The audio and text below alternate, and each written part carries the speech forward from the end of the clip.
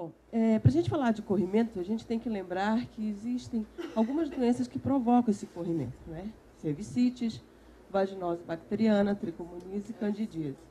Bom, é o de cima? Ah, tá. Não fui. Foi aprovada nesse curso. Então, como o doutor falou, nós temos muito tempo para falar em relação a todos eles. Vamos escolher os mais prevalentes, né?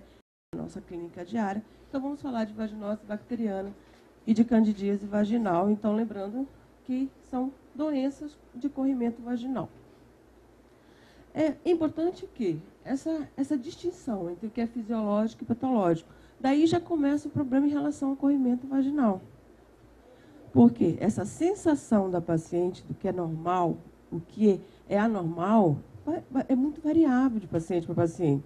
Então, tem paciente que chega, não tem sintoma nenhum, não tem queixa nenhuma, você examina, tem um corrimento considerável. E tem paciente que passa todo mês com você, queixando de corrimento, e, na verdade, ela não tem nada, você examina, você faz exame, não tem nada. Então, isso aqui é muito importante, porque você vai ter que ter um diagnóstico correto, porque a partir desse diagnóstico correto, você vai conseguir um tratamento correto. Você tendo um diagnóstico correto, e nos casos de recorrência já é difícil, imagine você não conseguindo estabelecer um diagnóstico correto.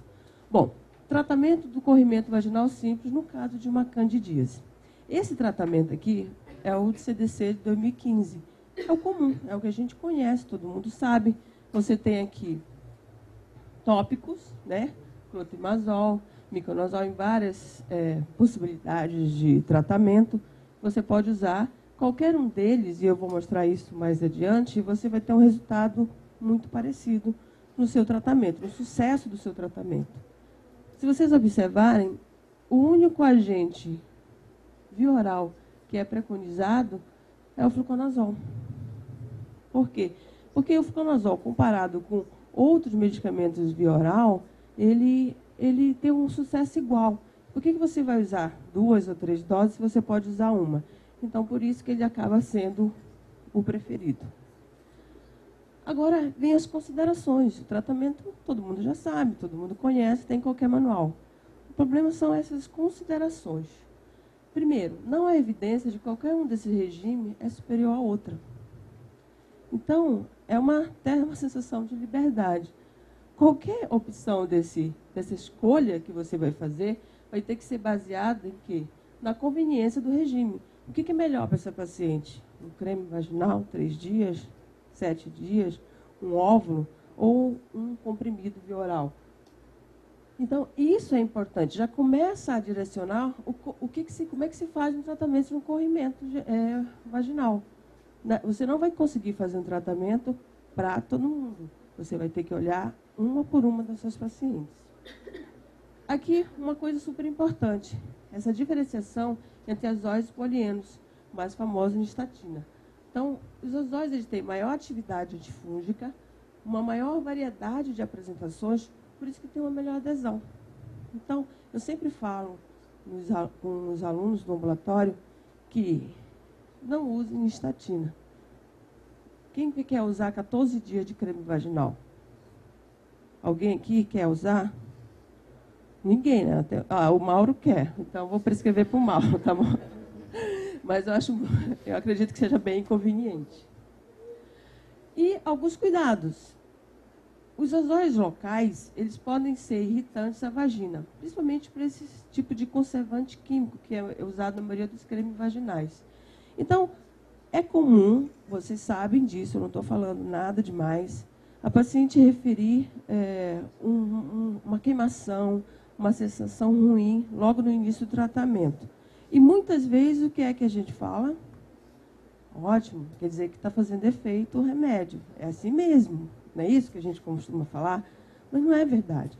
Principalmente aquelas pacientes que já usaram várias vezes o creme, o tópico, ela pode criar uma sensibilidade, igual como o doutor Nilton falou. Então, no caso de uma paciente sua referir,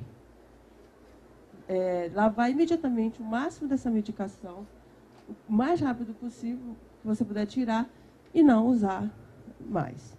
Passar por uma via oral, ok? Então, isso é um fator importante que deve ser considerado. O problema é isso aqui, ó, corrimento vaginal recorrente, porque o agudo, qualquer pronto-socorro, qualquer pessoa trata, não tem problema nenhum.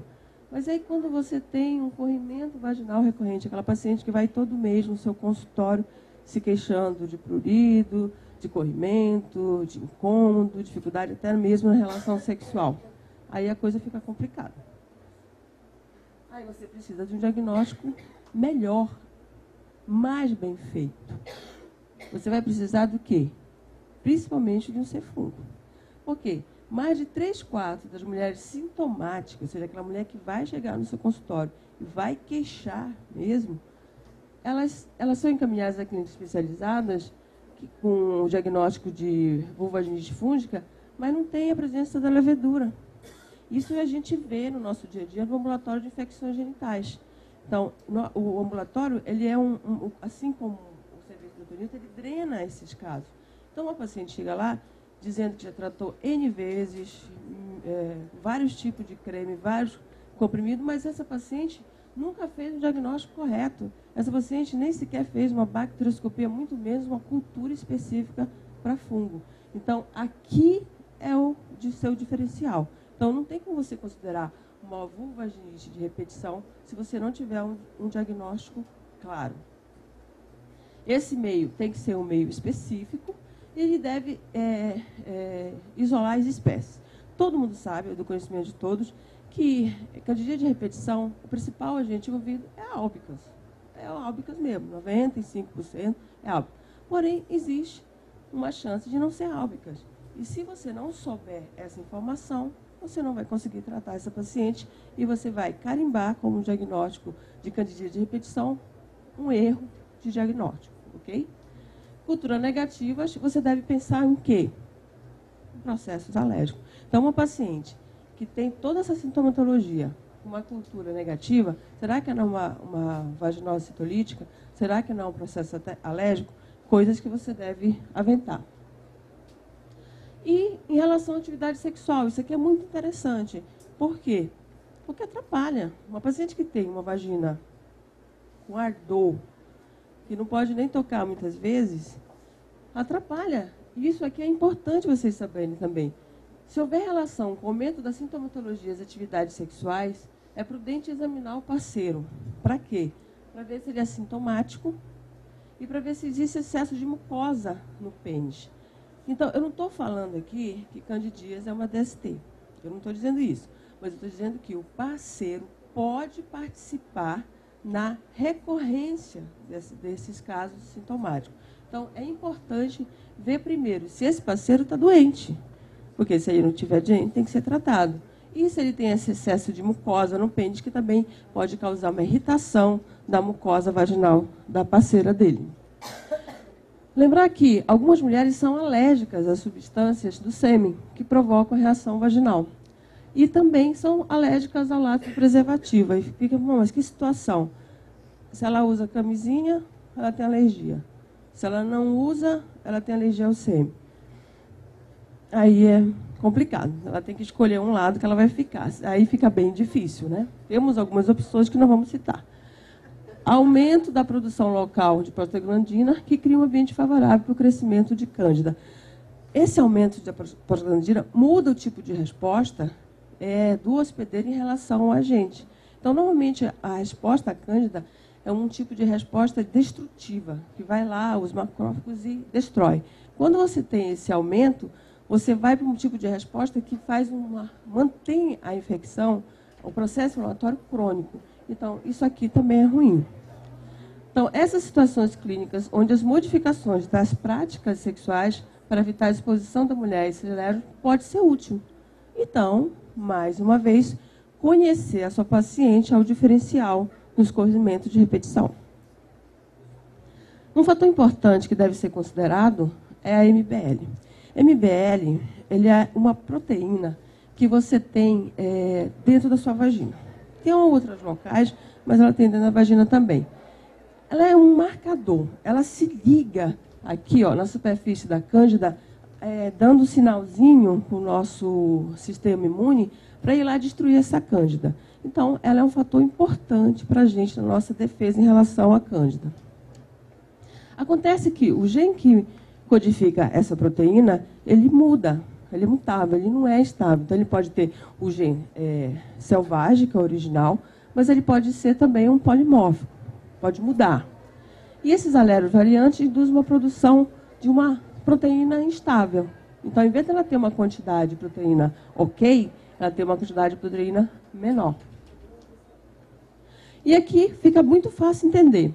Aqui é uma paciente, vamos dizer, normal, com os 2 genes, que a gente chama de selvagem, que é o ser ideal. Olha a quantidade dessa proteína que ela tem na vagina.